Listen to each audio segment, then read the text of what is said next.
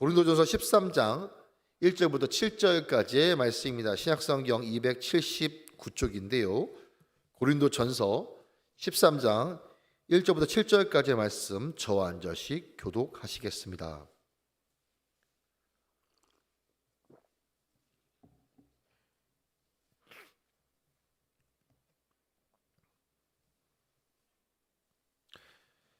고린도전서 13장 1절부터 7절까지의 말씀, 제가 먼저 1절의 말씀을 읽어 올리겠습니다. 내가 사람의 방언과 천사의 말을 할지라도 사랑이 없으면 소리나는 구리와 울리는 꽹과리가 되고,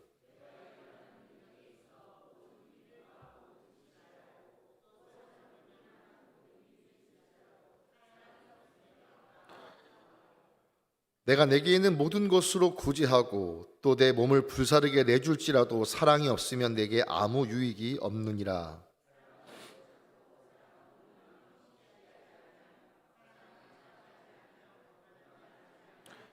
무례히 행하지 아니하며 자기의 유익을 구하지 아니하며 성내지 아니하며 악한 것을 생각하지 아니하며.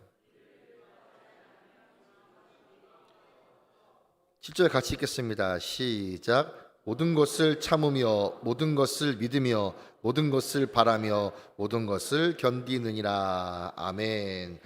저는 오늘 본문의 말씀을 가지고 주님의 사랑을 배웁니다 라는 제목으로 말씀을 전하겠습니다.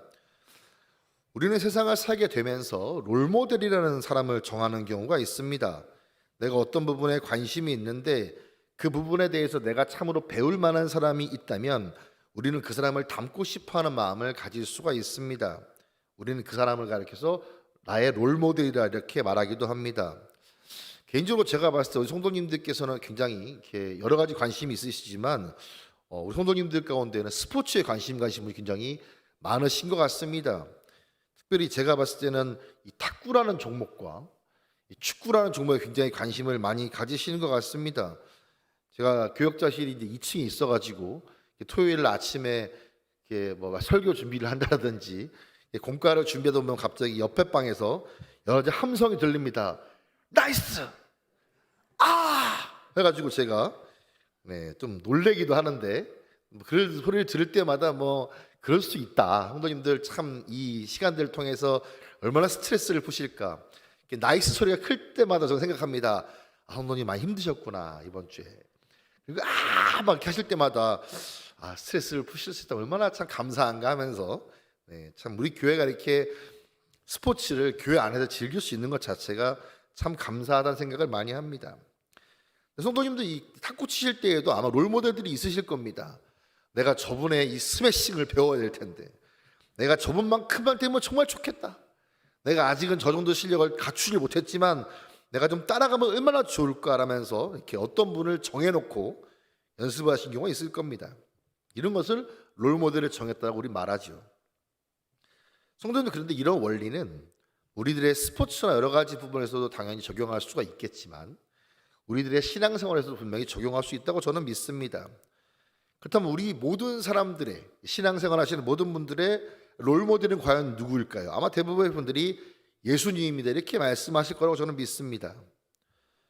자, 성도님도 그런데요, 우리가 예수님의 믿음을 닮아가야 되는 것은 맞습니다만 저는 종종 예수님에 대한 내용을 성경에서 볼 때 저 부분은 도저히 못 따라가겠다는 부분도 있습니다. 예를 들어서 우리 주님께서 손만 대시면 병을 고치신다라든지 뭐 귀신을 막 쫓아내신다라든지 이런 부분을 성경을 볼 때, 또는 우리 주님께서 죽은 사람을 살리시는 내용을 볼 때 이런 부분은 제가 아무리 열심히 노력을 한다 할지라도 절대로 못 따라가겠다라는 생각을 하게 됩니다. 아마 저뿐만 아니라 성도님들도 아마 그런 생각을 많이 하실 거라고 저는 생각을 합니다. 그런데요, 이 성경을 보시게 되면 우리 주님께서 주님에게 하신 이적이나 뭐 기적 등은 따라하지 못한다 할지라도 이 부분만은 좀 꼭 닮았으면 좋겠다고 말씀하시는 부분이 있습니다. 아니, 정확하게 말씀을 드리게 되면 좋겠다가 아니라 예수님의 이런 부분을 꼭 닮아야 한다라고 말씀하시는 부분이 있습니다. 그게 바로 오늘 본문의 말씀이라 할 수 있다는 것입니다. 그것을 제가 오늘 설교의 제목으로 한번 잡아봤는데요, 좀 번거롭지만 따라해 주시겠습니까? 주님의 사랑을 배웁니다. 할렐루야. 우리가 아무리 노력해도 주님과 같은 기적을 행하는 것은 못할 수도 있습니다. 그리고 우리가 아무리 노력한다 할지라도 주님과 똑같은 일을 다 하는 건 어려울 수도 있습니다. 성도님, 그런데 우리가 그런 것을 못했다 할지라도 아마 우리 주님께서 우리를 책망하시지 않으실 거라고 저는 믿습니다. 그런데 우리 주님께서 주님의 사랑에 대해서는, 주님의 이 사랑의 성품에 대해서, 이 마음에 대해서는 반드시 배우기를 원하신다는 것입니다. 그리고 이것은 오늘을 살아가는 우리에게도 참 중요하다고 저는 믿습니다. 성도님들, 왜 그러하냐면요, 오늘 본문이 바로 고린도 전서라고 하는 본문 속에 속해 있기 때문에 그렇습니다. 이 고린도 전서는 성도님들 아시는 분들은 아시겠지만 이 바울 사도가 고린도에 있는 성도들에게 쓴 서신서입니다. 이 고린도라고 하는 도시, 그리고 이 고린도에서 신앙생활을 하고 있었던 성도님들의 삶이 어쩌면 오늘날 우리와 비슷한 점이 굉장히 많기 때문에 그렇습니다. 우선 이 부분을 좀 자세히 알기 위해서 고린도전서 1장의 말씀을 좀 봐야 되는데요, 1장의 5절과 10절의 말씀을 같이 한번 읽기 소망합니다. 제가 5절을 읽어드릴 테니까 10절은 성도님들이 읽어주시면 감사하겠습니다. 이는 너희가 그 안에서 모든 일 곧 모든 언변과 모든 지식의 풍족함으로.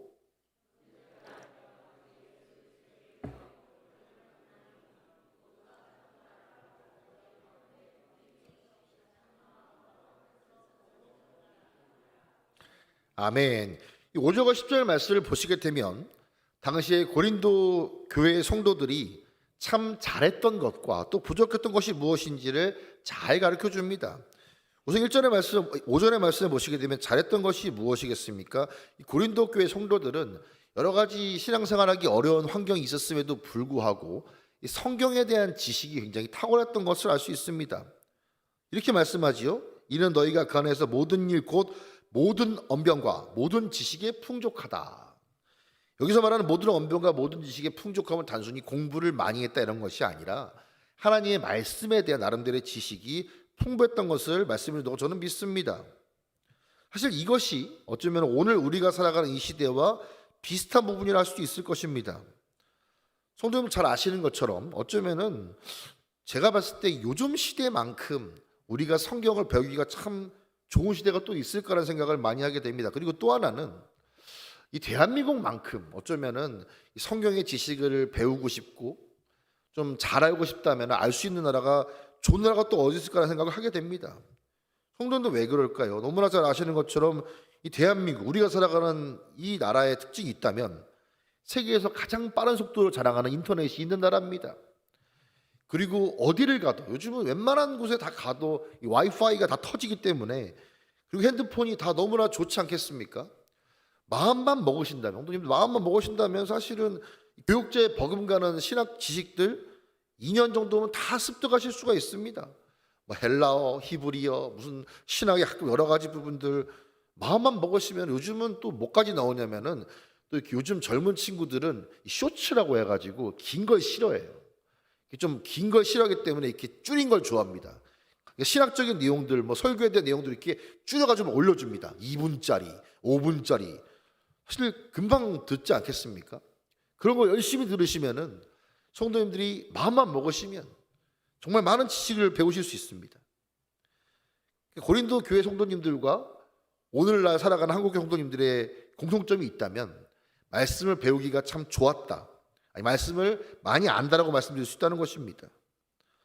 성도님들, 그런데요, 이 시대를 살아가는 저를 포함한 우리들이 참으로 부족한 것은 또 무엇이 있을까요? 참고로 우리나라가 좀 또 잘하는 것이 또 하나가 있습니다.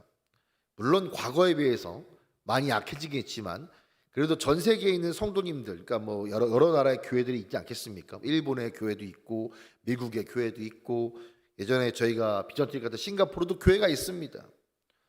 이런 교회들과 한국 교회를 딱 비교해 봤을 때 그래도 한국 교회가 탁월한 것 중에 하나가 저는 기도라고 저는 믿습니다. 왜 그럴까요, 성도님들? 오늘 혹시 아실지 모르겠는데 제가 알기로는 외국에는 새벽 기도회가 없습니다. 제가 아는 목사님 한 분이 외국에 유학을 가셔가지고 한국에서 하셨던 습관을 따라서 새벽에 교회를 갔더니 문이 잠겨 있다는 거예요. 혼자 새벽 기도를 집에서 했다, 이런 말씀을 많이 하십니다. 제 동기 목사님 중에 한 분은 내가 다른 건 다 해도 새벽 기도는 진짜 못하겠다, 너무 나는 잠이 좀 많다 해가지고 선교를 꿈꾸시는 분도 봤습니다. 왜냐하면 외국에 나가면 새벽 기도회를 안 해도 되니까. 근데 갔더니만 제가 알기로는 들리는 소문에 의하면은 이 외국에 나간 것까지 성공을 했는데 한인교회를 맡으신 거예요. 새벽 예배를 결국 외국에 나가서 하고야 말았다, 뭐 이런 얘기를 들은 적이 있습니다. 제가 알기로는 그리고 금요기도회라는 것이 있는 나라는 우리나라밖에 없는 것으로 알고 있습니다. 물론 요즘 좀 바뀌었는지 모르겠는데 제가 봤을 때는 이런 기도회 시간들, 뭐 새벽 기도회, 금요 기도회, 그리고 제가 알기로는 이제 다음 주에 광고에 있는 것처럼 고난 주간 새벽 예배가 있지 않겠습니까? 새벽 기도회 있지 않겠습니까? 이런 것도 우리나라만 하는 걸로 알고 있습니다. 바꿔 말씀드리게 된다면 오늘날 우리들의 이 시대에 살면서도 우리는 어쩌면 성경의 지식, 기도의 양, 이런 것들은 그렇게 약하진 않을 수도 있다는 것입니다. 성도님들, 그런데요, 우리가 한번 이런 모습을 살펴보게 되면서 한번 또 하나 생각할 것이 있습니다. 우리가 성경을 이렇게 많이 공부하고 많이 알고 또 기도도 나름대로 많이 하는데 우리가 속해 있는 공동체, 뭐 가족이라든지 직장이라든지 삶의 현장 가운데 갔을 때 이런 말씀을 듣는 경우가 많이 있을까? 그렇지 않다는 겁니다. 이런 말씀입니다. 당신의 모습을 보니까 정말 하나님이 살아계신 것 같아요. 당신의 모습을 보니까 예수님의 모습이 좀 보이는 것 같아요. 이런 이야기를 우리가 많이 들으면 참 좋을 텐데 그러지 않는 경우가 굉장히 많다는 것입니다. 우리들의 신앙의 연수가 10년, 20년 이렇게 됐으면 이런 얘기 좀 많이 들을 법도 한데 그러지 못하는 경우가 정말 많이 있다는 것입니다. 제가 가면 성도님께 뭐라고 하시는 게 아니고 저만 봐도 사실은 제가 속해 있는 가정이나 제가 속해 있는 다른 어떤 단체나 공동체 속에서 저의 모습을 보면서 당신을 보니까 진짜 예수님이 살아계신 것 같아. 당신의 인격과 말들을 보니까 정말 예수님의 향기가 뭔지 알 것 같아. 이런 일이 별로 없다는 겁니다. 생각보다. 우리가 과연 뭐가 부족해서 이런 것이 일어나지 않을까요? 다시 말씀드리지만 우리는 성경을 그렇게 모르진 않는 것 같습니다. 기도를 안 하는 것도 아닌 것 같습니다. 매주 주일날이면 이런저런 자리에서 여러 가지 교회를 섬기는 경우도 많이 있습니다. 즉 우리는 나름대로 헌신도 어쩌면 훈련된 사람일 수 있다는 것입니다. 근데 왜 정작 우리가 속한 공동체 가운데에서, 특별히 세상 속의 어떤 공동체 가운데에서 우리의 모습을 보면서 예수님을 닮았다는 평가를 받기가 어려울까요? 바로 이것이 우리가 오늘 본문을 주목해야 되는 이유가 될 수 있다는 것입니다. 성도님께서 저한테 이렇게 말씀하고 싶으실 수 있습니다. 목사님, 제가 꼭 그런 평가까지 받아야 됩니까? 제 주변 사람들 그런 평가를 제가 받아야 이유가 있을까라고 저기 물어보시고 싶으실 수 있습니다. 근데 그러셔야 될 이유가 분명히 있습니다. 두 가지가, 첫 번째는 예수님께서 말씀하신 부분이 있어요. 성도님 너무나 잘 아시는 마태복음 5장 말씀까지 이렇게 말씀하셨죠. 너희 착한 행실을 보고 너희 아버지께 영광을 돌리게 하라. 이건 주님의 명령입니다. 또 한 가지는 지난주 오후 예배 때 담임 목사님께서 이 스가랴서 설교를 하셨는데 제가 너무 은혜스러워서 이 부분을 적어놨습니다. 이렇게 분명히 말씀하셨습니다. 성도님들, 우리밖에 없습니다. 우리밖에 없다고요. 무엇이? 우리가 세상을 거룩하게 만들고 변화시켜야 되는데 이 일할 사람 우리밖에 없다는 것입니다라는 내용의 말씀하셨습니다. 다른 성도님들, 우리가 이것이 분명 부담스러울 수도 있고 어려울 수 있겠지만 우리는 우리가 속해 있는 가정이나 직장이나 친구들 사이나 또는 여러 가지 동아리 속에서도 우리의 모습을 보면서 사람들이 예수님의 모습이 무엇인지 그리고 하나님께 영광 주는 일들이 있을 수 있어야 한다는 것입니다. 자, 성도님들, 우리가 어떻게 하면 이것을 할 수 있을까요? 저는 그 방법 가운데 가장 좋은 것 중에 하나가 바로 주님의 사랑을 배우는 것이라고 확실하게 믿습니다. 할렐루야. 약간의 설명을 더해드리면 성도님들, 우리가 만약에 모두가 성경을 100독 이상씩 했다고 가정을 해볼 수 있습니다. 100독, 굉장한 숫자죠. 그러면 우리는 성경에 대한 지식이 더 넘쳐날 것입니다. 어쩜 말씀 암송을 막 줄줄 할 수 있을 것입니다. 성도님들, 그런데 만약에 성도님들 직장 가셔가지고 내가 1000개 구절 암송했어 하고 막 외우신다면 직장의 동료 성도들 바라보시면서 박수를 치면서 하나님이 살아계신 것 같다라고 말하시는 경우가 있느냐? 별로 없습니다, 성도님들. 또는 우리가 기도를 엄청나게 많이 했다라고 가정을 해보자고요. 막 40일 기도를 막 3번씩 했다라고, 막 금식 기도를 했다고 가정을 해보자고요. 영성이 충만하고. 성도는 그런데 그런 모습들이 교회 안에서는 굉장히 인정을 받고 뭔가 탁월한 능력을 나타낼 수 있을지 모르겠지만, 마찬가지로 우리가 하나님 모르는 사람들 틈바구니에 가서 내가 40일 금식 기도를 6번이나 했어 라고 말했다 할지라도 그들은 아무도 감동받지 않습니다. 성도님들, 그런데 만약에 우리가 오늘 본문에 나와 있는 예수님의 사랑의 모습을 전부 배우면 좋겠지만 전부가 아니라 일부만이라도 할 수 있다면 어떻게 될 수 있을까요? 저는 단언컨대 우리가 예수님의 사랑을 따라하는 걸 보고 실천하는 걸 보면서 많은 사람들이 하나님을 알 수 있다, 확실하게 믿다는 것입니다. 오늘 본문을 잘 보시게 되면은 이 고린도교의 문제점을 보시면 이것을 보다 자세히 알 수 있습니다. 우리가 주님의 사랑을 잘 담지 못할 때 나타나는 선상을 오늘 본문은 잘 말해주고 있는데요. 고린도서 1장의 11절과 12절 말씀은 잘 나타나 있습니다. 11절과 12절 말씀 한 번 더 읽기 소망하는데요. 제가 11절을 읽어드릴 테니까 12절은 성도님들 읽으시면 감사하겠습니다. 내 형제들아, 근로의 지편에 너희에 대한 말이 내게 들리니 곧 너희 가운데 분쟁이 있다는 것이라.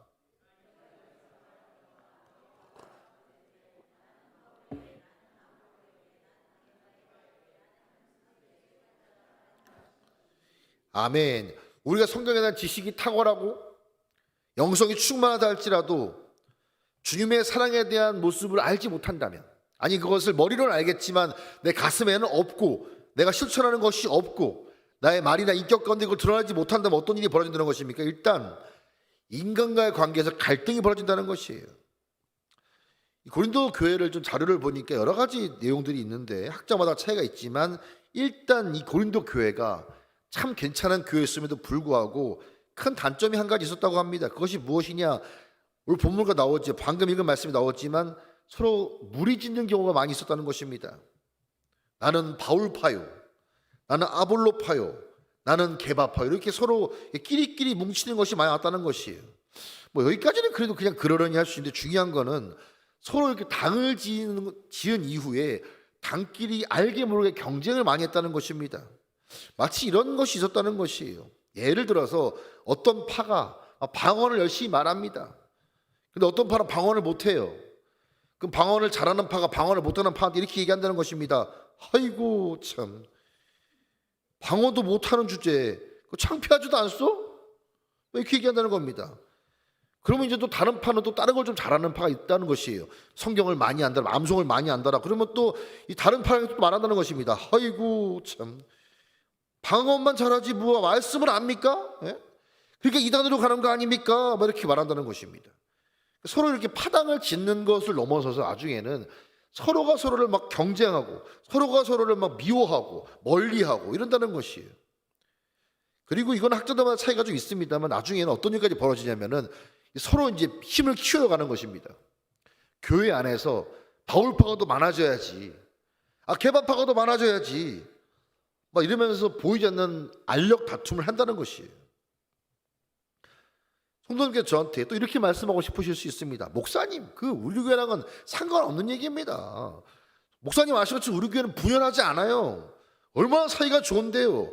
우리 교회는 전도회대로, 부서는 부서대로 그야말로 정말 넘치는 사랑을 갖고 있습니다. 사실 웬만한 친척보다 가깝습니다라고 저한테 말씀하고 싶으실 수 있습니다. 저도 잘 압니다. 제가 봐도 성도님들 우리 교회 참 평안한 것 같습니다. 서로가 서로에게 참 배려도 많이 하시고요. 사랑이 참 많은 교회라고 저는 믿습니다. 저 정말 믿습니다. 별로 아멘 안 해주시는데 저 혼자 이렇게 믿고 있나 봐요. 네. 저는 우리 교회가 사랑이 많은 교회라고 믿습니다. 저도 성도님들 사랑합니다.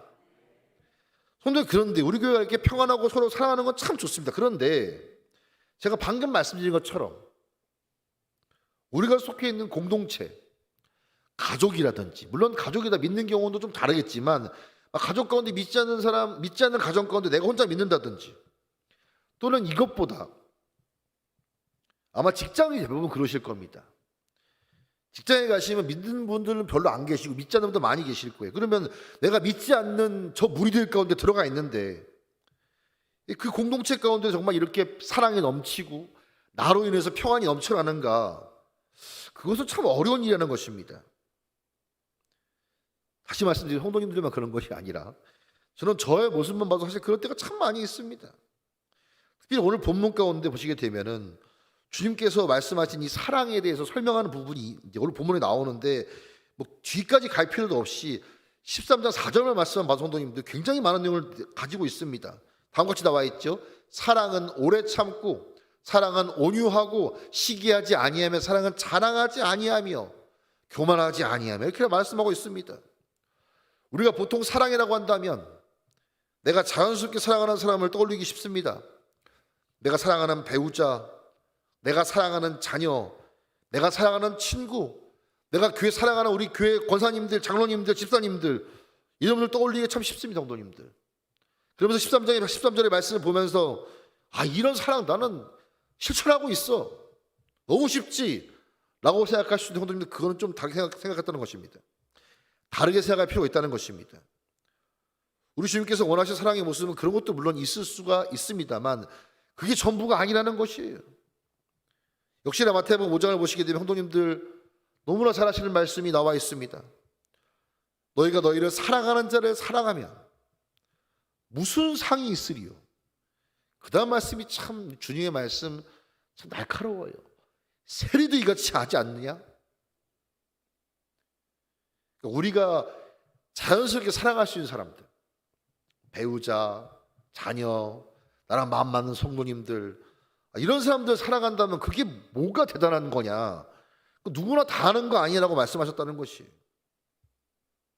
우리가 아무런 노력도 하지 않아도 저절로 사랑하는 마음에 드는 사람을 사랑하는 것은 주님께서 보시기에는 당연한 것이고요. 하나님을 모르는 사람도 다 한다는 것입니다. 어쩌면 고린도교회 성도님들도 이 분열하고 갈등하는 모습이 있었지만 당연히 사랑하는 마음이 생기는 사람들은 사랑했을 수 있습니다. 문제는 그러기가 어려운 사람들에게 어떻게 대하느냐, 이것이 핵심이라는 것입니다. 당시에 고린도교회 성도님들이 이것을 잊었던 것 같아요.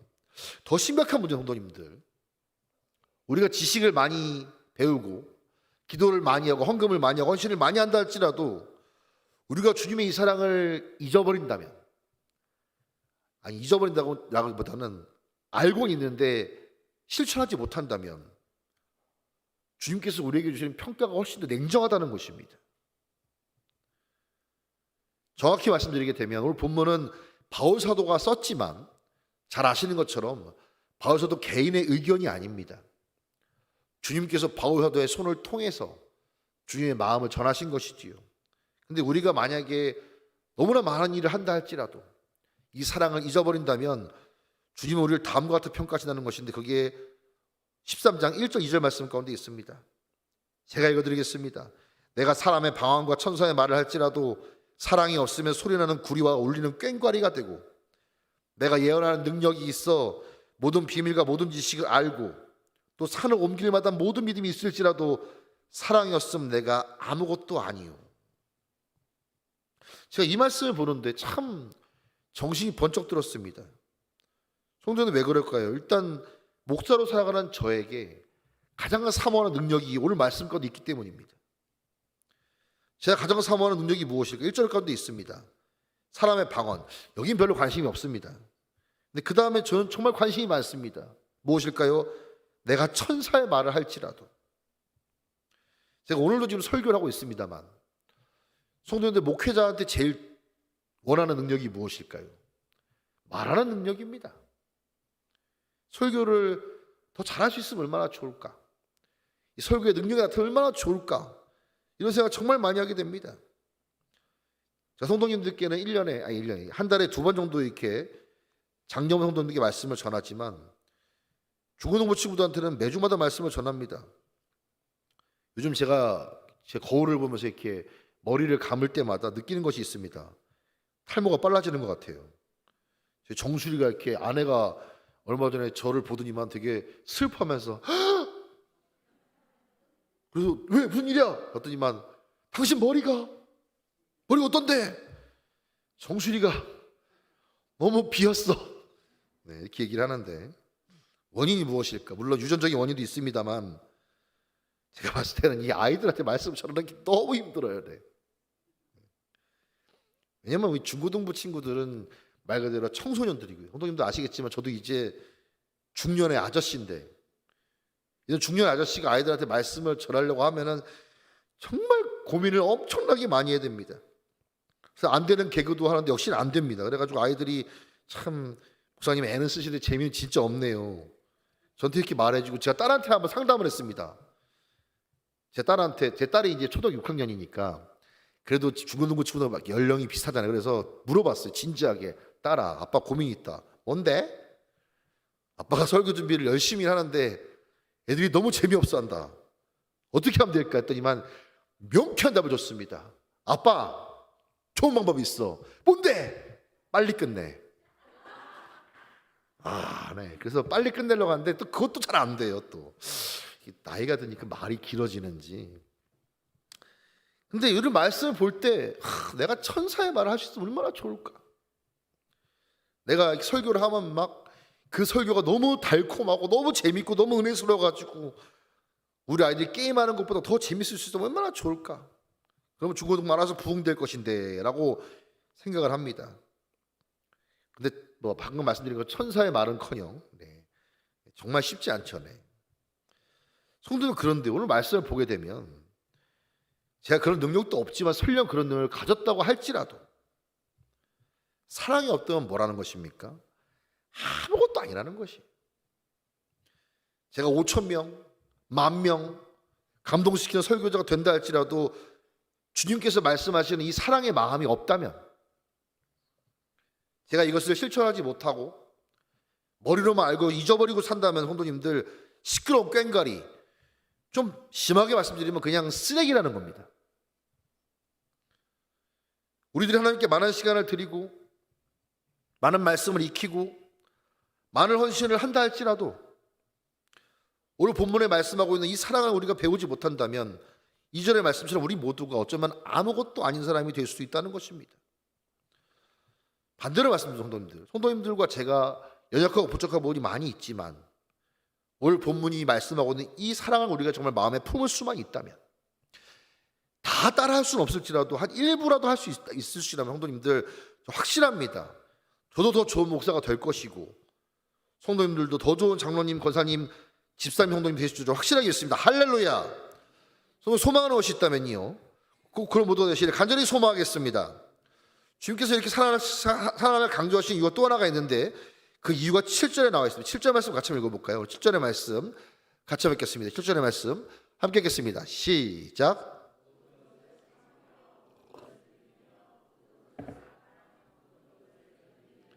아멘. 우리 주님께서 사랑을 왜 이렇게 강조하실까요? 저는 이 사랑이 가지고 있는 능력이 크기 때문에 확실하게 믿습니다. 모든 것을 참을 수 있다고 합니다.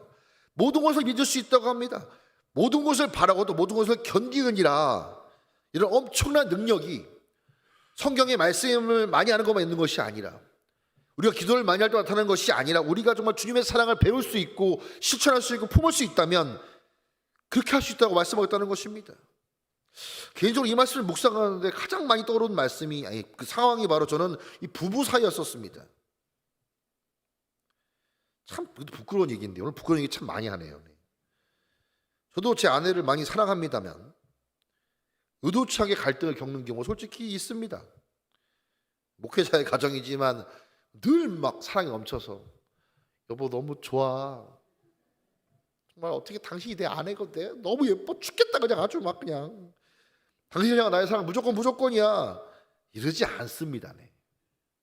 때로는 싸울 때도 있습니다. 물론 그렇다고 성도님들 오해하실 필요는 없는 게 물건을 집어 던지고 막 내일 법원 가자 막 이렇게까지 이런 경우는 아니지만 그래도 좀 가끔 가다가 이렇게 갈등을 겪는 경우가 있다는 것입니다. 때로는 마음에 안 드는 경우도 있고, 물론 제 아내도 저한테 그럴 때가 많이 있겠죠.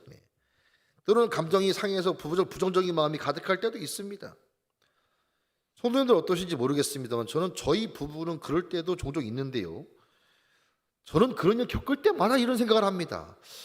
이 참 이러고 싶지 않은데 그래도 나는 목사의 부부는 아니에요. 목사의 가정 아니겠는가? 좀 더 평안하고 좀 더 은혜가 넘칠 수는 없을까라고 생각을 하는데 이게 잘 안 된다는 거예요. 그리고 그럴 때마다 항상 생각합니다. 다음에는 이러지 말아야지라고 하지만 또 반복해서 어려움을 겪는다는 것입니다. 성도님도 그런데요.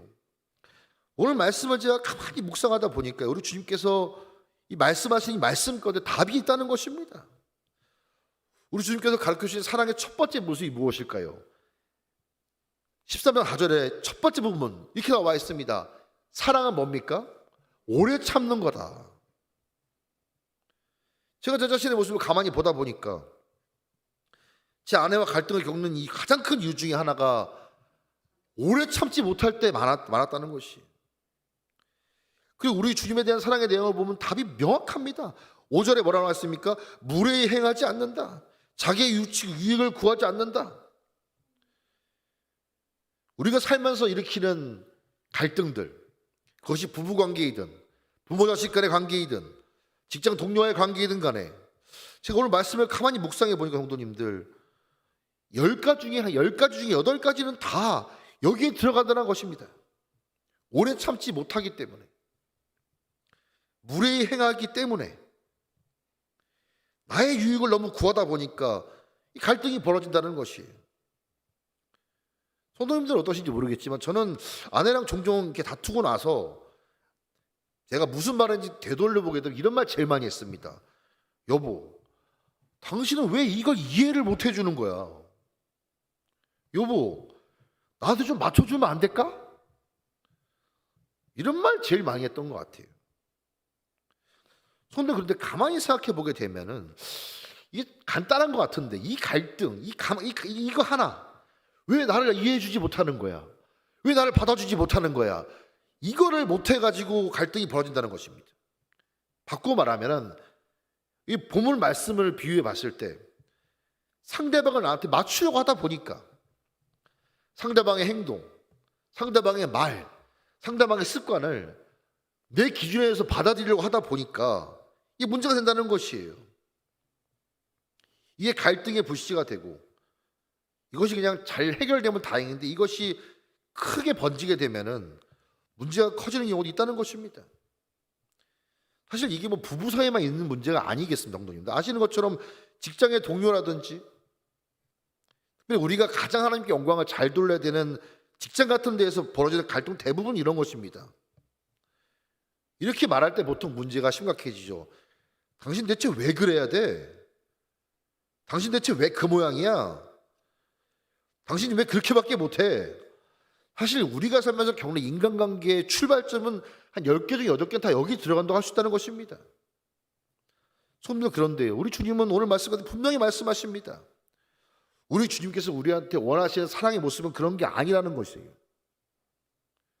오래 참을 수 있는 것, 무례히 행하지 않는 것, 자기의 유익을 덜고 하는 것, 그것이 바로 오늘 본문에 말씀하시는 우리 그리스도인이 가져야 될 원래 사랑의 모습이라고 말씀하셨다는 것입니다. 사실 오늘 말씀을 잘 보시게 되면 하나님 주님께서 말씀하시는 이 사랑의 모습은 약 11가지 또 12가지 정도 되는데요. 성도님들 다 외우지 않으셔도 됩니다. 개인적으로 제가 외워보려 했더니만 잘 안 외워지더라고요. 그래서 저는 잘 팍팍 꽂히는 거 외웠습니다. 따라해 볼까요? 오래 참음, 무례히 행치 않기, 자기 유익을 구하지 않기. 성도는 이 3가지만 암기하셔도 우리도 연약하기 때문에 때로는 사랑하기 싫을 때가 있고 지칠 때가 있을지라도 이 3가지 우리는 좀 달라야 된다. 주님아, 우리는 이 3가지를 품을 수 있어야 하지 않겠는가? 좀 오래 참아야지. 무례행하지 말아야지. 내 유익을 좀 덜 구해봐야지. 성도님 이 3가지만 했을지라도 저는 확신합니다. 성도님들 계시는 공동체 가운데에서 그것이 부부 사이이든 가족 관계이든 직장에서든 간에 성도님들 가시는 그 자리 가운데 하나님이 주신 은혜가 가득하고 확실하게 믿습니다. 저는 한 번 더 소망합니다. 그런 모든 것을 간절히 소망하겠습니다. 특별히 수요일에 오시는 분들 가운데는 목장으로 수고하시거나 교사로 하시는 분들이 굉장히 많으십니다. 특별히 영혼을 섬기시는 분들은 정말 이 말씀을 기억하실 필요가 있습니다. 탁월한 목장, 탁월한 교사, 또 저에게 적용하면 탁월한 목사는 어떤 사람일까요? 물론 말씀의 실력도 중요할 수 있습니다. 기도도 많이 해야 되겠죠. 성도님들, 그런데 오늘 본문이 여기 주시는 말씀, 우리가 이 사랑을 품을 수 있을 때, 이 사랑을 내가 섬기는 그 영혼한테 쏟아 부을 수 있을 때, 그 영혼을 위해서 오래 참을 수 있고, 그 영혼을 위해서 내가 무리히 행하지 않을 수 있고, 그 영혼을 나한테 맞추는 것이 아니라 내가 그에게 맞추기 위해서 낮아질 수 있을 때 능력이 될 수 있다는 것입니다. 제가 말씀을 마치려고 하는데, 성도님들, 사실은 제가 본문을 가만히 묵상하다 보니까 어쩌면은 우리 모두는 이미 이 사랑을 겪은 적이 한 번 좀 있으실 겁니다. 저도 지금은 목사가 됐지만 제가 오늘 본문 말씀을 묵상하는 과정 가운데 떠오르는 저의 정말 부끄러운 과거가 있었습니다. 제가 처음에 교회 갔을 때 모습이 생각이 나더라고요. 전에도 말씀드린 성도님들, 저는 믿는 가정의 사람이 아니었습니다. 그러니까 교회를 가면 부모님이 빨리 오라고 최대한 말씀하셨고, 때로는 가지 말라고 말씀도 하셨습니다. 근데 교회를 열심히 갔습니다. 왜 갔느냐? 정말 부끄러운 말씀인데 예수님 때문에 간 것이 아니었습니다. 왜 갔느냐? 두 가지 이유였습니다. 선생님이 그렇게 떡볶이를 많이 사주셨어요. 그러니까 얻어먹고 나면 미안한 마음에 교회를 가는 걸로 갚아야지, 이게 이유였고, 두 번째는 여학생을 만나러 갔었습니다. 근데 더 슬픈 거는 여학생을 못 만났어요. 네. 여학생은 있는데 그 여학생이 저랑 아무 사이도 아니었던. 그래서 교회를 그냥 알지도 못하고 갔는데, 제가 왜 그렇게 교회를 계속 가고 싶었는지를 생각해 보니까 오늘 본문의 말씀이 참 가슴에 있더라고요. 제가 아직도 기억 남는 것인데, 참 지금 생각해도 지금도 제가 철딱서니가 없긴 하지만 제가 처음 교회 갔을 때 정말 철딱서니가 없었습니다. 그래서 어떤 기억이 하나 있냐면, 예전에 한 30년 전 얘기입니다. 우리 교회도 이렇게 찬양하다 보게 되면 이렇게 할렐루야 주를 찬양할 때 하이파이브도 하시고 끌어안기도 하시잖아요. 제가 30년 전에 그 교회가 우리 교회보다도 작았는데 찬양하는 시간이 있었어요. 그래서 저는 주로 맨 앞줄에 앉았습니다. 제가 오해했던 것 같아요. 맨 앞줄에 앉으면 뭘 더 주나 보다. 근데 그러진 않더라고요. 네. 근데 맨 앞줄에서 찬양을 막 하는데, 찬양 인도하시는 집사님께서 다 일어나가지고 또 옆에 하이파이브 합시다 하다가 갑자기 끌어안아 줍시다라고 하는데, 제가 담임 목사님을 끌어안았어요. 끌어안는 것까지 문제가 없는데, 제가 그 당시에 별로 힘도 없는데 목사님이 너무 좋아서 그런지 목사님을 이렇게 안고 번쩍 들어가지고 막 흔들었습니다. 성도님들, 근데 이게 요즘도 우리 교회에서 그런 일이 별로 없지만, 다시 말씀, 이제 30년 전입니다.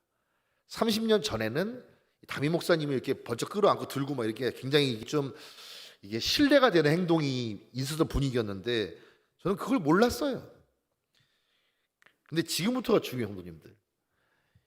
이게 목사님도 좀 당황스러우셨는지 나중에 저한테 말씀을 하시려다가 말씀을 안 하시더라고요. 그러면서 저한테 직접 말씀 안 하시고 옆에는 장로님한테 말씀하시더라고요. 김 장로님, 글쎄 이 녀석이 저가 얼마나 좋은지 저를 번쩍 끌어안고 막 들더라고요. 하셨는데, 저의 치명적인 단점이 뭐냐면요, 말귀를 잘 못 알아들어요. 그래서 저는 목사님이 그걸 되게 좋아하시는 줄 알았어요. 그 다음 주가 됐습니다. 또 역시나 찬양하실 때 집사님께서 하이파이브하고 끌어안읍시다 했는데, 저는 담임 목사님이 그걸 좋아하시는 줄 알고 목사님을 끌어안고 교회를 뛰어다녔습니다. 참 지금 생각하면은 참 철딱서니가 너무 없었던 것 같아요. 그것뿐만 아니라 지금 생각하면은 너무나 아는 것도 없고, 교회에 떡볶이 먹으러 오고 여학생 만나러 온 제가 뭘 그렇게 잘했겠습니까? 근데 제가 봤을 때 그래도 교회가 왜 가고 싶었을까 생각한다면, 오늘 말씀에 나오는 이 사랑이 있었던 것 같아요. 그 교회 담임 목사님, 그 교회 선생님, 그분들이 제가 그렇게 무례한 행동을 많이 하고 잘못한 걸 많이 했지만 제 기억에는 한 번도 저한테 상처받게 말씀 안 하셨던 걸로 기억합니다. 그냥 두세요. 그냥 나중에 어떻게 많이 알아서 배우겠죠. 신앙이 좋아지면, 믿음이 좋아지면 스스로 깨달을 겁니다라고 품어주셨던 것 같아요. 그렇게 품어주시는 사랑이 계속 되었고, 제가 알기로는 그것이 계속 쌓이고 쌓이다 보니까 나중에 은혜도 받고 목사까지 되었다는 것입니다. 오늘 말씀 이루기 무엇을 말씀하고 있을까요? 성도님들, 아마 성도님들도 저만큼 아니시겠지만 아마 지금까지 신앙생활 하시게 되면서 어쩌면 이 사랑이 무엇인지를 경험해 보신 지가 있으실 겁니다. 내가 오늘날 내 믿음이 될 때까지 나를 품어주신 그 누군가, 오래 참아주신 누군가가 있었을 것이고, 자기의 유익을 굳지 않고 헌신하셨던 누군가가 있었을 것이고, 나같이 연약하고 부족하고 어린 나에게, 아무것도 모르는 나에게 무례히 행치 아니하시는 그 누군가가 있었기 때문에 어쩌면 우리가 오늘날 여기까지 올 수 있었을 수 있습니다.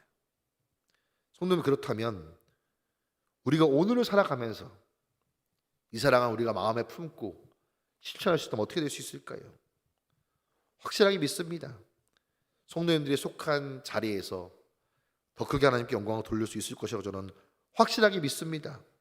그리고 하나님 보시기에 더 기쁜 일을 분명히 하실 수 있을 것이라고 확실하게 믿습니다. 성도님들 모두가 그런 모두가 되시기를 간절히 소망하겠습니다. 그래서 성도님들의 삶을 통해서, 말을 통해서, 행동을 통해서 더 하나님을 기쁘시게 하는 모두 되시기를 주님의 이름으로 간절히 축원하겠습니다.